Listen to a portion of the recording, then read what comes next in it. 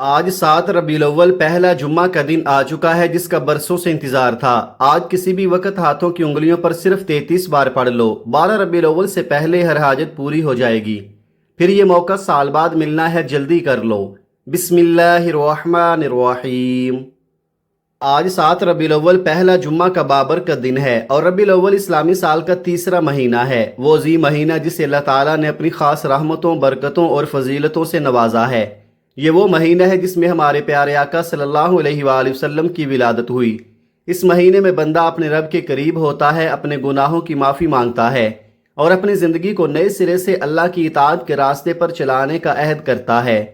آج کا دن ہر اس شخص کے لیے ایک سنہری موقع ہے جو اپنی زندگی کے مسائل، پریشانیوں، بیماریوں، تنگ دستی، بے سکونی اور ناکامیوں سے نجات چاہتا ہے۔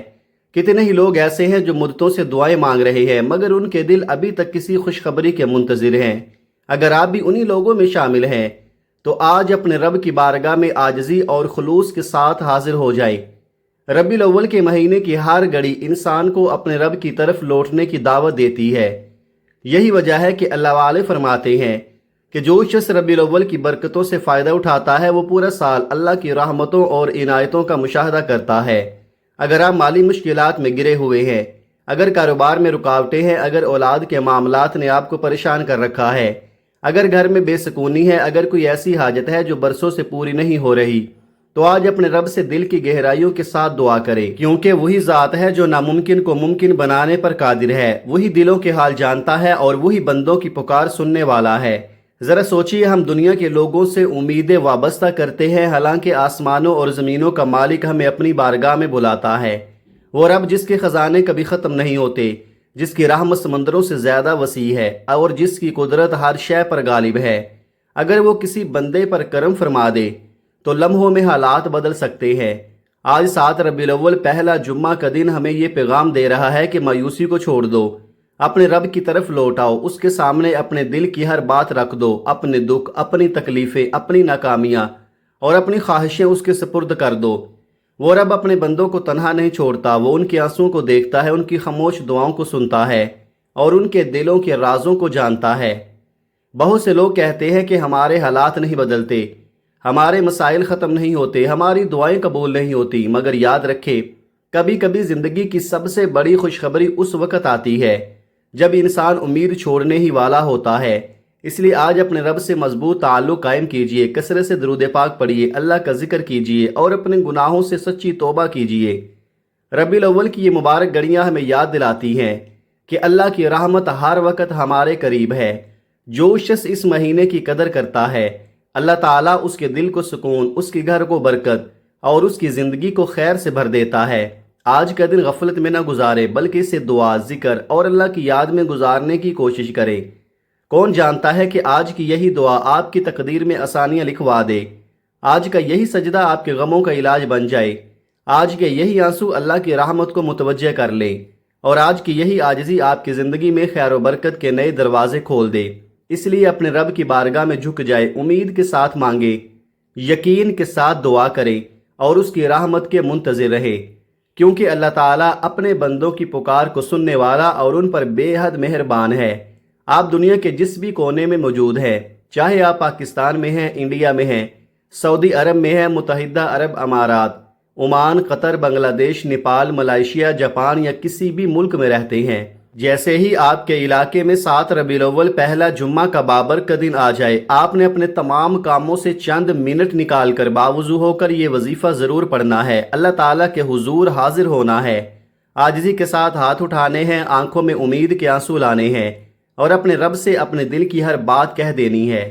ربیع الاول کا یہ مبارک مہینہ عام مہینوں کی طرح نہیں ہے، یہ وہ مہینہ ہے جسے اللہ تعالیٰ نے عزت، عظمت اور فضیلت عطا فرمائی ہے۔ یہ وہ مہینہ ہے جس میں کی گئی توبہ دلوں کو بدل دیتی ہے، جس میں مانگی گئی دعائیں بندے کو اپنے رب کے قریب کر دیتی ہیں اور جس میں بہایا گیا ایک آنسو بھی اللہ تعالیٰ کی رحمت کو متوجہ کر لیتا ہے۔ آپ یہ وظیفہ نماز فجر کے بعد پڑھ لیں، ظہر کے بعد پڑھ لیں، عصر کے بعد پڑھ لیں، مغرب کے بعد پڑھ لیں یا عشاء کے بعد پڑھ لیں، دن ہو یا رات، گھر میں یا سفر میں، جب بھی موقع ملے اس وظیفے کو پڑھ لیں۔ اللہ تعالیٰ دلوں کی کیفیت کو دیکھتا ہے، جگہوں اور ظاہری حالتوں کو نہیں دیکھتا۔ اگر دل میں یقین اور زبان پر اخلاص ہو تو بندہ اپنے رب سے بہت قریب ہو جاتا ہے۔ آج کے اس مبارک دن میں آپ کو ایک ایسا روحانی عمل بتانے جا رہا ہوں جو آپ کے دل میں امید جگا دے گا، آپ کو اللہ کی یاد سے جوڑ دے گا اور آپ کی دعاؤں میں ایک نئی کیفیت پیدا کر دے گا۔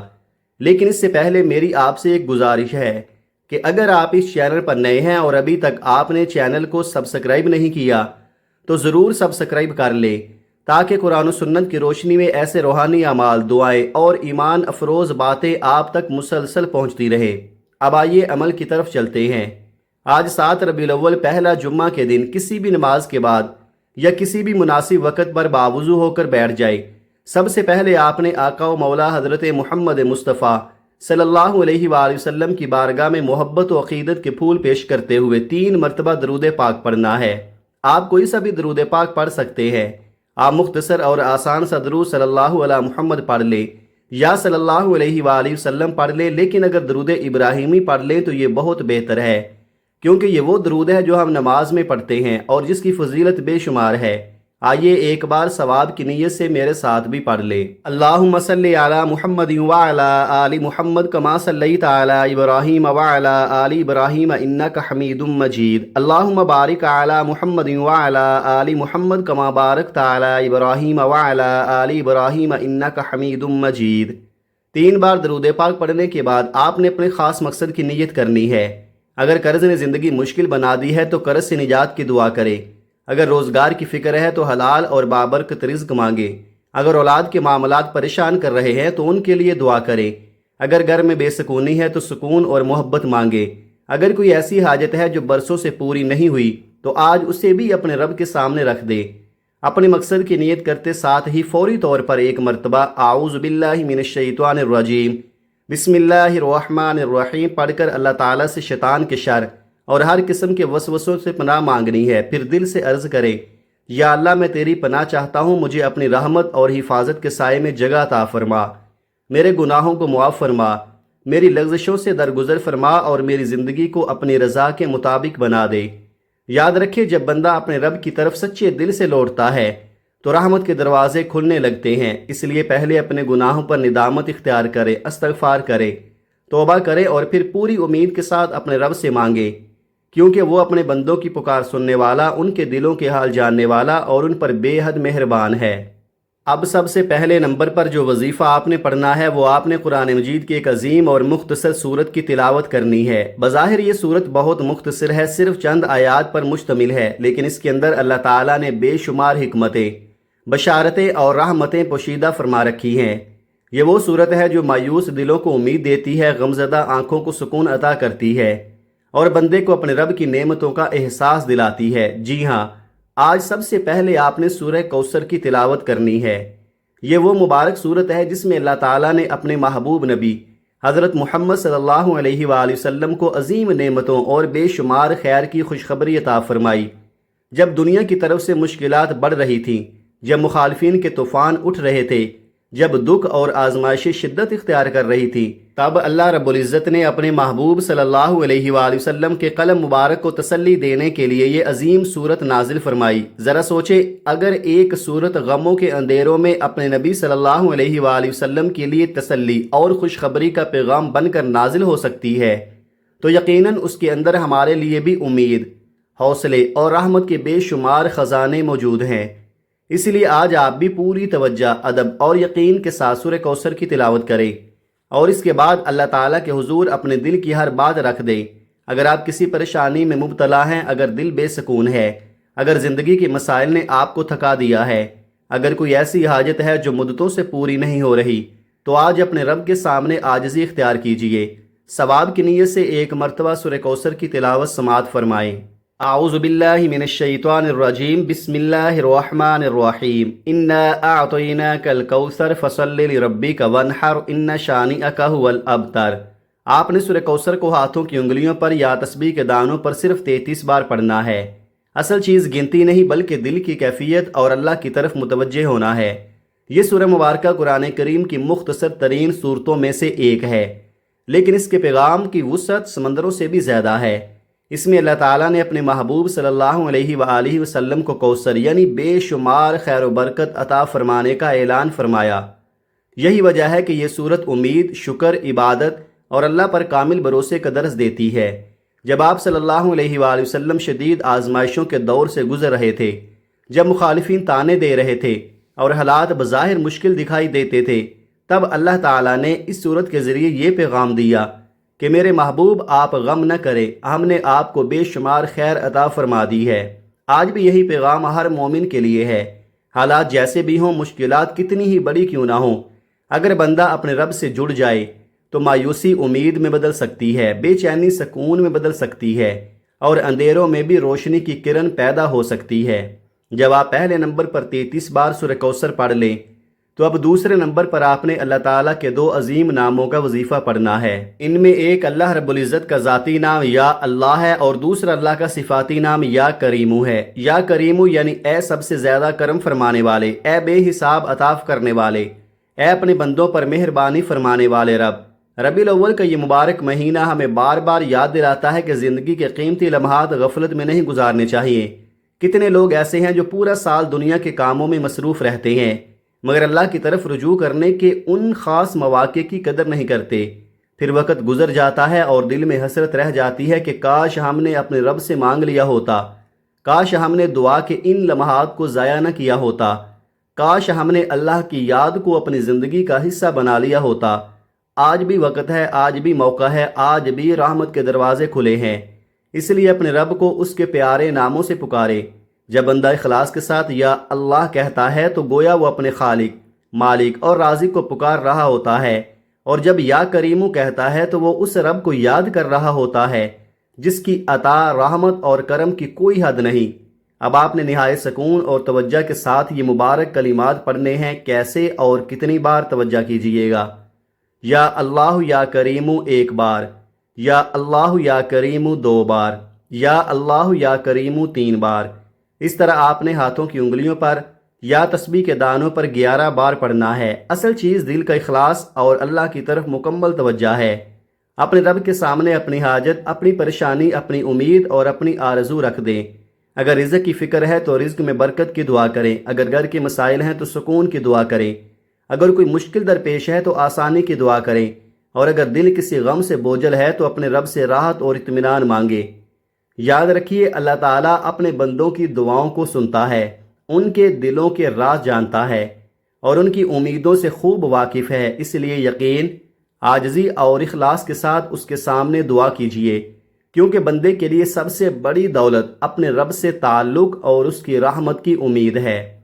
جب آپ پہلے نمبر پر سورہ کوثر 33 مرتبہ اور یا اللہ یا کریمو 11 مرتبہ پڑھ لیں تو اب آپ نے تیسرے نمبر پر جو وظیفہ پڑھنا ہے، یہ وہ وظیفہ ہے جس میں بندہ اپنے رب کی وحدانیت کا اقرار کرتے ہوئے اپنے دل، اپنی روح اور اپنی امیدوں کو اللہ تعالیٰ کے سپرد کر دیتا ہے۔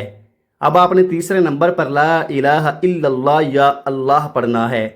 یہ وہ مبارک کلمات ہیں جو ایمان کی بنیاد ہیں، یہ وہ کلمات ہیں جنہوں نے لاکھوں دلوں کو اندھیروں سے نکال کر روشنی عطا کی۔ یہ وہ کلمات ہیں جو بندے کو اپنے رب کے قریب لے جاتے ہیں اور اسے یاد دلاتے ہیں کہ حقیقی طاقت، حقیقی مدد اور حقیقی سہارا صرف اللہ تعالیٰ کی ذات ہے۔ ربیع الاول کے یہ مبارک دن ہمیں بار بار یہ سبق دیتے ہیں کہ جب دنیا کے سارے راستے بند ہوتے نظر آئے تب بھی اللہ کی رحمت کے دروازے بند نہیں ہوتے۔ جب انسان اپنی کمزوری، بے بسی اور محتاجی کو تسلیم کر کے اپنے رب کی طرف رجوع کرتا ہے تو اس کے دل میں امید کی ایک نئی روشنی پیدا ہو جاتی ہے۔ اب آپ نے پوری توجہ اور سکون کے ساتھ یہ کلمات پڑھنے ہیں۔ کیسے اور کتنی بار؟ توجہ کیجئے گا۔ لا الہ الا اللہ یا اللہ 1 بار، لا الہ الا اللہ یا اللہ 2 بار، لا الہ الا اللہ یا اللہ 3 بار۔ اس طرح آپ نے ہاتھوں کی انگلیوں پر یا تسبیح کے دانوں پر 21 مرتبہ پڑھنا ہے۔ اصل چیز یہ ہے کہ دل اللہ کی طرف متوجہ رہے اور زبان اس کے ذکر سے تر رہے۔ آج کے عمل میں آپ نے 3 وظائف پڑھنے ہیں۔ پہلے نمبر پر 33 مرتبہ سورہ کوثر، دوسرے نمبر پر 11 مرتبہ یا اللہ یا کریمو، اور تیسرے نمبر پر 21 مرتبہ لا الہ الا اللہ یا اللہ۔ اس کے بعد اختتام پر دوبارہ 3 مرتبہ درود پاک پڑھ لیں، وہی درود پاک جو آپ نے عمل کے آغاز میں پڑھا تھا۔ درود پاک دعا کی زینت بھی ہے اور دعا کی قبولیت کا بہترین ذریعہ بھی۔ جب یہ پورا عمل مکمل ہو جائے تو چند لمحوں کے لیے خاموشی کے ساتھ اپنے رب کے حضور دعا کیجیے۔ اپنے قرضوں کے لیے دعا کریں، اپنے رزق میں برکت کے لیے دعا کریں، اپنے بچوں کی کامیابی کے لیے دعا کریں، اپنے گھر کے سکون کے لیے دعا کریں، اپنی بیماریوں سے شفا کے لیے دعا کریں، اور جو حاجت بھی آپ کے دل میں ہو اسے اللہ تعالیٰ کے سامنے رکھ دیں۔ یاد رکھیں، دعا مومن کا سب سے بڑا ہتھیار ہے۔ وظیفے اور اذکار بندے کو اللہ تعالیٰ کی یاد سے جوڑتے ہیں، اس کے دل میں امید پیدا کرتے ہیں اور اسے اپنے رب کے قریب لے جاتے ہیں۔ اصل کارساز اللہ تعالیٰ کی ذات ہے، اسی پر بھروسہ رکھیے، اسی سے امید وابستہ کیجیے اور اسی کے سامنے اپنی حاجات پیش کیجیے۔ اگر آپ کو یہ روحانی عمل پسند آئے اور آپ سمجھتے ہیں کہ یہ کسی پریشان حال انسان کے لیے فائدہ مند ثابت ہو سکتا ہے تو اسے دوسروں تک بھی پہنچائیے تاکہ زیادہ سے زیادہ لوگ اللہ کے ذکر اور دعا کی طرف متوجہ ہو سکے۔ آخر میں دعا ہے کہ اللہ تعالی ہماری دعاؤں کو شرف قبولیت عطا فرمائے، ہمارے دلوں کو اپنے ذکر سے آباد فرمائے، ہمارے گھروں میں خیر و برکت نازل فرمائے، ہماری پریشانیوں کو آسانیوں میں بدل دے اور ہمیں دنیا و آخرت کی کامیابیاں عطا فرمائے۔ آمین یا رب العالمین۔ اپنی دعا میں مجھے بھی یاد رکھیے گا اور کمنٹ میں اللہ تعالیٰ کے مبارک ناموں میں سے کوئی ایک نام ضرور لکھیے۔ یا رحمانو، یا کریمو، یا رزاقو۔ جزاکم اللہ خیرن کثیرا۔ والسلام علیکم ورحمۃ اللہ وبرکاتہ۔